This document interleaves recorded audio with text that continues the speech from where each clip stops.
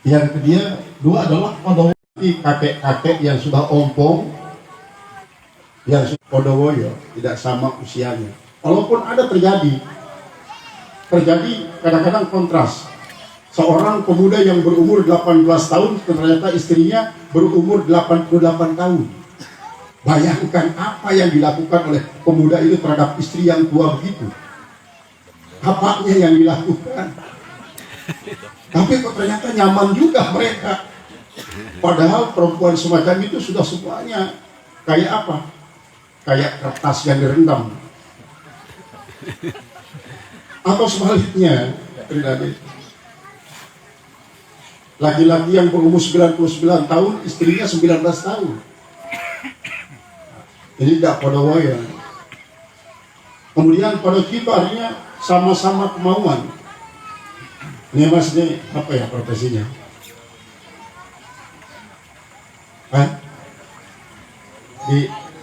Di medis. Berarti sama-sama ya. Tapi jurusannya berbeda. Harusnya ini mas kawinnya jarum suntik harusnya.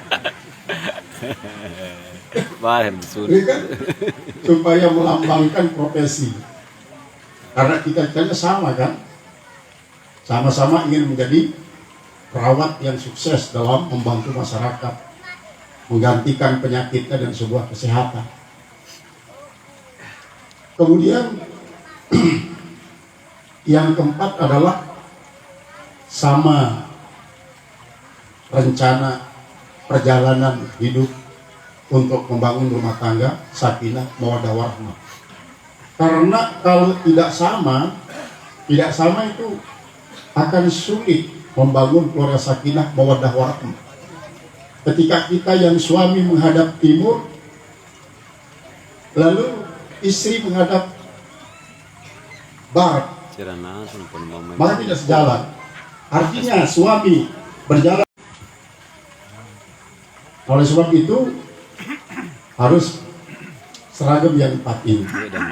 Memang Rasulullah SAW telah menggambarkan ya, benar dibaca dalam istrinya, ada ya. Jadi 4 bulan langit merah ketika Husain meninggal dunia.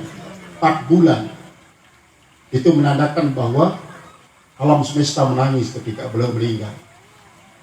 Beberapa orang daripada usul daripada beliau mengalami hal semacam itu. Ini nasab. Jadi kalau Jawa kan bibit, bebek, bobot, tambah lagi satu oleh sasak, babak. Babak itu adalah riwayat hidup. Riwayat, termasuk riwayat pendidikannya, termasuk juga riwayat penyakitnya. Mudah-mudahan tidak ada ya. Kan sekarang orang selalu menanyakan ada riwayat penyakitnya enggak? Walidiniha, dan karena agamanya fastar lizatidin terlibat jadak. Kata orang Yahudi, kalau mau menikahi perempuan itu dipandang hartanya. Jadi orang Yahudi dia tidak akan bersama bukan zuriat Rasulullah. Kenapa? Karena dianggap su'ul adab. Orang yang bukan zuriat Rasulullah kok ini mohon maaf mau tidur seranjang bersama zuriat Rasulullah.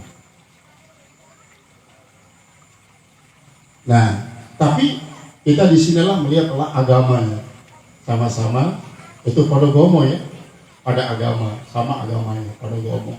Ini yang paling penting. Nah, dari riwayat pendidikannya, siapa namanya istri? Laili ya.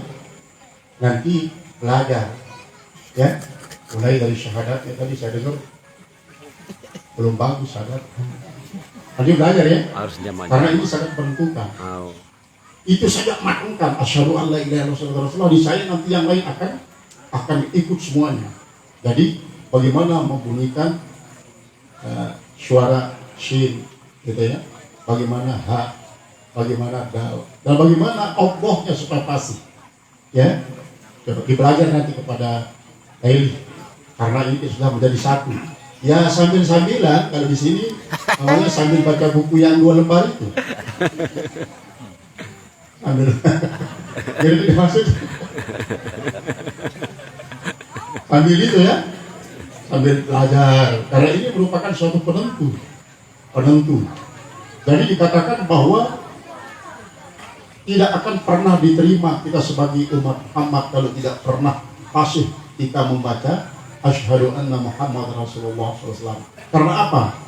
Karena di dunia ini ada 3 macam orang yang baca syahadat itu.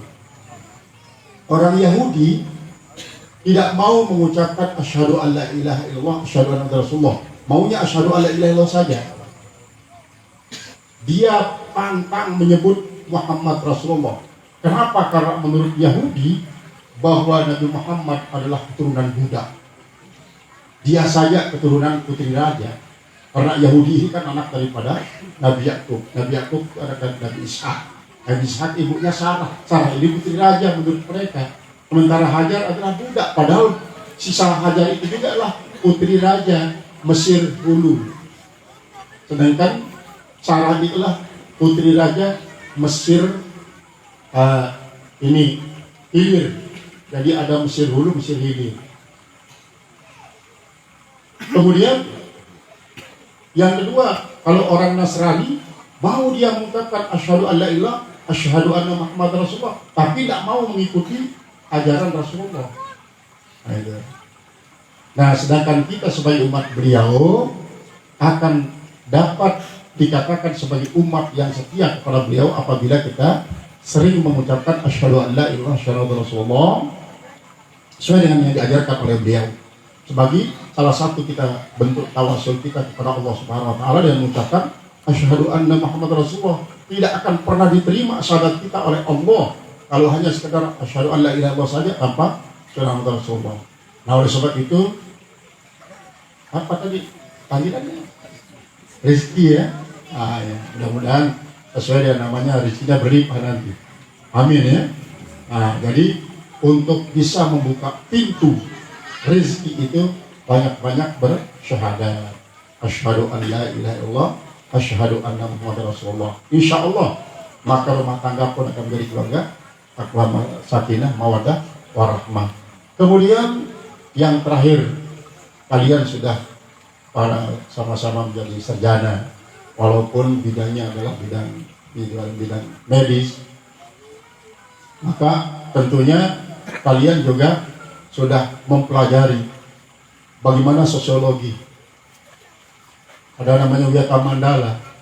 Ketika nanti misalnya Eli mau ikut suami atau suami ikut istri, maka perlu pengenalan wawasan Wiyata Mandala, artinya pengenalan lingkungan, bagaimana milieu yang ada di tempat tinggal supaya bisa menyesuaikan. Karena tanpa menyesuaikan dengan lingkungan, kita akan sulit juga mendapatkan yang namanya keluarga sakinah mawaddah warahmah. Karena apa? Karena tidak ada yang akan mendukung kita dalam pembangunan rumah tangga ini. Tetapi kalau kita sudah menguasai lingkungan, menguasai milieu, dan ada banyak orang teman kita yang memberikan dukungan, maka niscaya akan cepat kita membangun rumah tangga sakinah mawaddah warahmah. Begitu menghadapi masalah juga kita bisa dibantu. Ada tempat kita curhat, tetapi curhat yang paling utama adalah kepada Allah ya. Ketika nanti menghadapi masalah dalam rumah tangga, itulah istilah orang tua kita, atasi dia di atas sajadah, bukan di atas ranjang, tapi di atas sajadah. Artinya minta kepada Allah jalan keluar daripada permasalahan kita. Karena apa? Kita datang dari Allah, akan kembali kepada Allah. Maka arti daripada kalimat itu adalah ketika kita menghadapi masalah yang datang dari Allah, kembali kepada Allah. Bukan hanya mati saja yang namanya kembali kepada Allah, innalillah wa inna ilaihi raji'un, tetapi ketika masalah juga kembali kepada Allah. Jangan kembali kepada dukun, ya. Jangan kembali kepada dukun. Anda bisa menyelesaikan masalah. Karena dukun itu juga makhluk seperti kita. Maka kembalilah kepada Allah. Nah, sehingga dengan demikian Allah akan berikan petunjuk kepada kita daripada permasalahan itu. Sehingga yang tadinya kita mungkin berputus asa dengan sebab masalah yang datang bertubi-tubi, kita ingin memutuskan untuk berpisah saja atau talak saja. Nah, ini tidak benar. Maka oleh sebab itu mintalah kepada Allah. Allah memberikan ujian kepada hambanya tidak pernah lebih takarannya daripada kemampuan. Pasti sama. Volume daripada ujian itu dengan takaran kemampuan. Tetapi kalau tidak disadari oleh orang yang mendapatkan ujian, itulah yang menyebabkan dia putus asa. Keputusasaan itu kadang-kadang diwujudkan dalam bentuk perceraian, bubar rumah tangganya. Jangan sampai terjadi semacam itu. Al-Mukaramun, para tuan guru, para ustaz, bapak-bapak, saudara-saudara, segenap saudara terhormat, ini yang bisa saya sampaikan di kesempatan ini. Mudah-mudahan ada manfaatnya bagi kedua mempelai, dan mudah-mudahan juga ada faedahnya bagi kita semua untuk kita bisa membangun rumah tangga sakinah mawaddah warahmah dan melahirkan putra-putri yang sholihin dan salihah, zuriyah daripada kita menjadi zuriyah yang dapat memasukkan kita ke dalam surga, bukan yang menggeret kita masuk ke dalam neraka. Atas segala perhatian yang kami sampaikan, banyak terima kasih. Atas segala kurang dan kekurangan, mohon maaf.